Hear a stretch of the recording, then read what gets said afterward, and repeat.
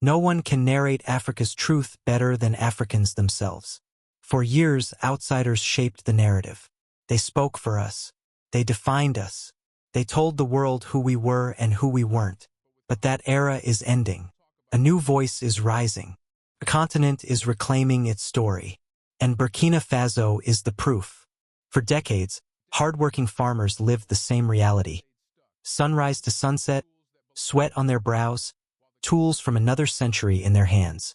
Meanwhile, the nation continued importing food it could easily grow. The contradiction was painful. The frustration was deep. And eventually the people reached their breaking point.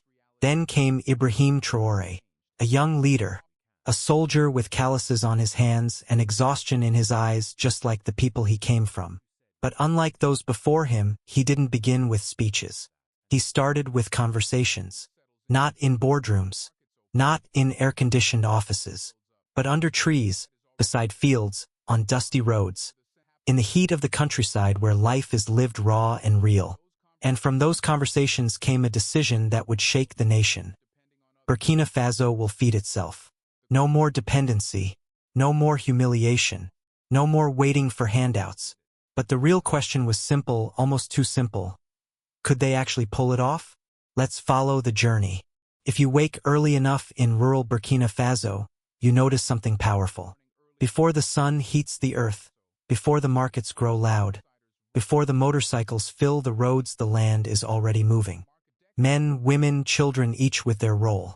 Tools over shoulders. Water buckets are balanced carefully. Old men walking slowly, their pace steady, as if they have repeated this same morning for decades. And that's what makes the nation's past so hard to accept. How does a country full of farmers still import over 200,000 tons of rice every single year? How do people who grow food watch their markets overflow with imports? Everyone knew the truth. The farmers weren't the problem. The system was. Years of neglect piled up. No machinery, no storage, no credit, no training, no voice in the room where decisions were made. Farmers weren't invisible. They were simply ignored. Governments came and went. Policies were announced and forgotten. Pilot programs launched and collapsed. And the gap between potential and reality grew wider every year. By 2023, when Traoré entered the picture, farmers no longer wanted hope. They wanted action. They wanted someone to finally listen. Traoré did something unusual for a head of state. He walked the fields. He touched the dry soil. He truly listened to complaints, pain, exhaustion, and dreams that had been buried for years. Some farmers didn't even speak at first. They had told their stories 100 times and nothing ever changed. But slowly, when they realized he wasn't rushing them, they opened up. They spoke about tools they couldn't afford, seeds they couldn't trust, rains they couldn't predict, and land they couldn't fully use. And from those raw conversations came a shift, quiet, practical, powerful. The agricultural offensive wasn't born from fancy consultants. It came from people who were tired of suffering in silence. Burkina Faso didn't need miracles. It needed respect. It needed support. It needed leadership. Traoré understood that. And that's when he made his first major move. Instead of giving speeches, he delivered resources. Instead of empty promises, he delivered machinery. Instead of symbolic programs, he launched a nationwide commitment backed by 78 billion CFA. But here's where everything changed. The tools didn't stay in warehouses. They went into the hands of the farmers. Tractors, tillers, seeders, plows, fertilizers, mechanics, training, agricultural engineers deployed to rural zones, not the cities. Help wasn't occasional. It was constant. For the first time in a generation, farmers felt supported rather than used. And the results came fast. Yields up by 35 to 40%. Surpluses for the first time in years. Families who once accepted hunger as normal watched their harvest stretch further. But the real miracle? This was happening during insecurity, a period when most countries collapse. Outsiders kept asking, how is agriculture growing in a war zone? The answer was simple. Burkina Faso did not separate security from agriculture. Treated them as one fight. Fields were reorganized. Production centered in safer zones. Mechanization reduced time spent in risky areas. Drones from Niger tracked militant movements. Intelligence sharing improved. Displaced citizens were given 100,000 agricultural jobs, reducing vulnerability to insurgent recruitment. Instead of collapsing, communities adapted. Fields reopened. Village coordinated.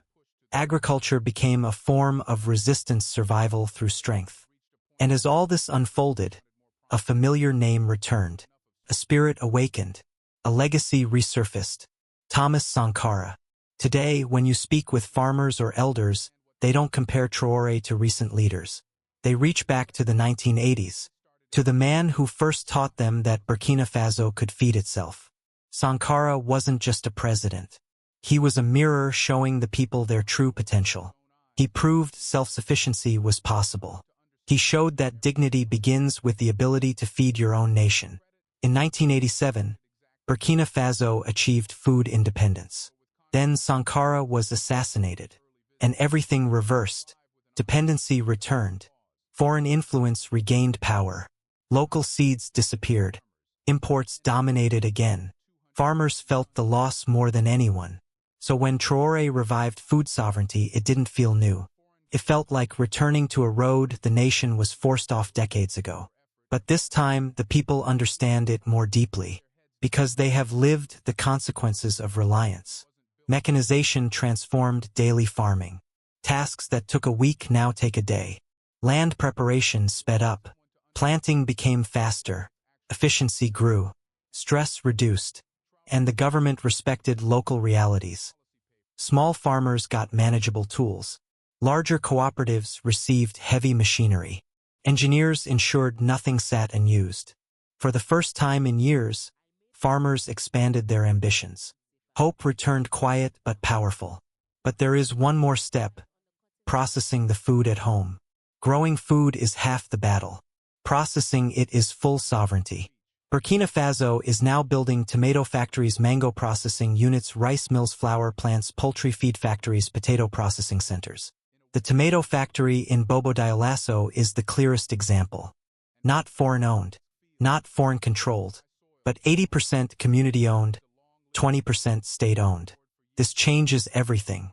Farmers now have guaranteed buyers. Harvest no longer rots. Income becomes predictable. Value stays inside the country. Agriculture stops being survival work. It becomes a national economy. Burkina Faso is not replicating foreign industrial models. It is building its own slow, steady, rooted in local reality. Today, the country produces more, processes more, keeps more, and grows stronger. And this leads to the final question. If Burkina Faso can transform itself this deeply, what does it mean for the rest of Africa? Is this the blueprint for African sovereignty? As Burkina Faso pushes forward with this new agricultural identity, something deeper is happening across the region. Countries that once dismissed food sovereignty as unrealistic are now paying close attention.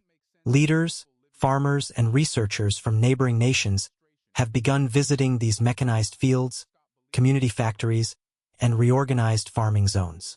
They want to see how a nation facing security pressures, economic limitations, and decades of underinvestment managed to turn its food system around so quickly. And the more they observe, the clearer it becomes that this transformation isn't an isolated miracle. It is the result of a mindset shift, one that challenges an old belief many Africans were taught to accept. The belief that Africa must depend on others to survive. Burkina Faso is proving that this belief was never true. The world just repeated it often enough that people started to accept it. But now the evidence is breaking that illusion.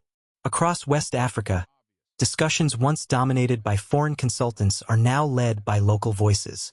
Mayors, regional heads, and traditional leaders are asking the same question.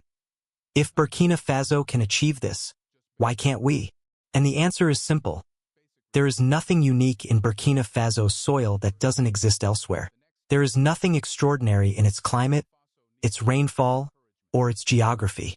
What changed was the philosophy, the courage to prioritize local capacity, the discipline to reinvest national resources at home, and the political will to remove obstacles instead of creating new ones. The shift is ripple-based. In Mali, farmers' cooperatives are requesting more mechanization. In Niger, communities displaced by conflict want structured reintegration into agriculture, just like Burkina Faso is attempting. In Benin, discussions around tomato processing have reignited because a functioning community-owned plant in Burkina Faso proves that local processing is not only possible but profitable. Every region is watching, comparing, adjusting, and learning. This brings West Africa to a crossroads. For decades, the region imported billions of dollars worth of food. Rice from Asia, wheat from Europe, processed goods from everywhere except Africa. This wasn't just an economic issue. It was psychological. It made countries feel incapable even when they weren't. It made farmers feel small even when they weren't. But when one country breaks the cycle, others begin to question the purpose of continuing it. Foreign suppliers see it too. A reduction in Burkina Faso's import demand even by a small percentage shifts business models abroad. When one nation becomes less dependent, exporters start worrying, what if others do the same? That is the quiet fear behind the scenes. Because food dependency has always been profitable for someone but never for the African farmer. The transformation is also changing regional diplomacy. When leaders meet, agriculture is no longer a side topic. It's becoming a central conversation. The AES alliance, originally built around security and sovereignty, now has an additional pillar: food independence. This is not a symbolic shift. It is strategic. A region that feeds itself becomes harder to pressure, harder to manipulate, harder to destabilize. And in a world where global supply chains fluctuate, being self-reliant is not just patriotic. It's smart. These developments raise another question, one that is beginning to echo in conversations across the continent. What if Africa's liberation begins with agriculture, not politics? Because when a community can feed itself, it becomes free in ways that speeches, declarations, or external aid can never achieve. Hunger chains people. Dependency weakens nations. But food builds confidence. And confidence builds power. Burkina Faso is discovering this power slowly, steadily, and visibly. But every transformation comes with challenges. Success creates expectations, and expectations can become heavy.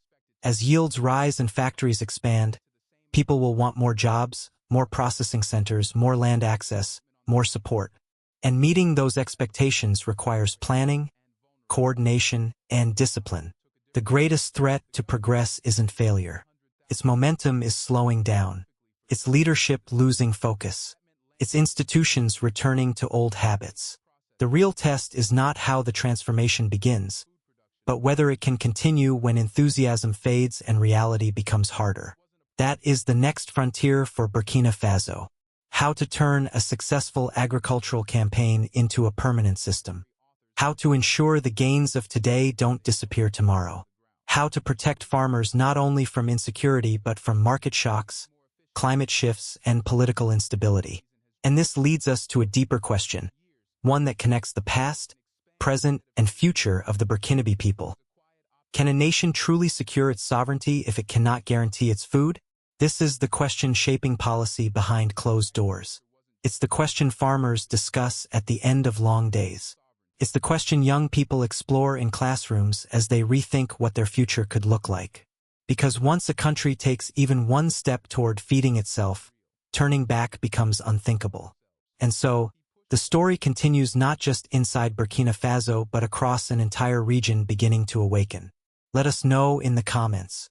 And if you want more stories about Black history, African pride, and the awakening of a continent, subscribe to Awaken Africa. Until the next video, stay tuned.